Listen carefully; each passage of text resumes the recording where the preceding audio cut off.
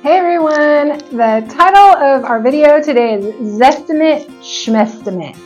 And it is going to be a little bit of a rant. And I probably shouldn't risk ranting about such a large corporation, but here goes. I'm here to speak the truth on the topic since so many of you want to know what the real deal is with the Zillow Zestimate. So my favorite saying about Zillow is that A in Zillow stands for accuracy. I don't remember where I saw that first, probably on social media, but I still laugh every time I think about it. But why is that? Why is the Zillow Zestimate sometimes $100,000 higher than the actual value of the property or $200,000 lower than the actual value of the property? And how should you use the Zestimate of your property or any automated value from any site? Or if you're a buyer, how should you use it when you're looking at a property to buy? So my answer is simple, just don't use it, and I'm going to get into why. So what is the Zillow Zestimate? It's just an algorithm. There's no person involved, it's artificial intelligence. They have a set of calculations that they use that involve the location and other sales surrounding the property, as well as tax data. For the Zillow Zestimate, they also allow homeowners to get in there and add their own details, which may or may not be correct. So sometimes the Zestimates are spot on. So let's start there since it's easy. How come they are spot on from time to time? The answer around here is usually luck. The Zestimate is really set up to function well in large cities where you have tracts that are all homes that have similar finishes, similar size, and there's so much data to pull from all the recent sales.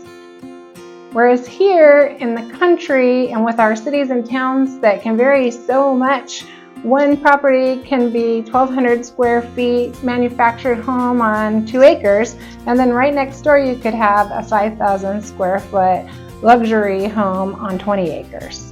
So the algorithm doesn't always know what to do with that. The more rural the property usually finds, the less accurate the Zestimate is. In fact, I sold a property a couple years ago. It closed for $650 or so, and the Zillow Zestimate had it at $900, while the Realtor.com automated value had it all the way down at $450. So next, let's talk about how come the Zillow Zestimate is sometimes low. The perfect example of that is flip properties. Zillow doesn't know whether the property has been remodeled or updated or whether it's run down and it's a fixer-upper. So a property could come on the market that has a Zestimate of $700 but it's being offered for $550. Flipper picks that up for $550. Now the Zestimate has a little bit more data to use, so it might bring that value from $700 down closer to $600 based upon the information from that recent sale. But meanwhile, the new owner is over there remodeling and fixing up and bringing the value all the way up to $800. So in that case, the Zestimate was too high to start, but now it's too low because it doesn't know about the remodel. And in our rural areas, it can simply be just a matter of what has sold recently. Sometimes we get a little run on the lower end or smaller properties selling in a certain ranch neighborhood, and that brings the Zestimates in the area down, even if you have the more upscale property.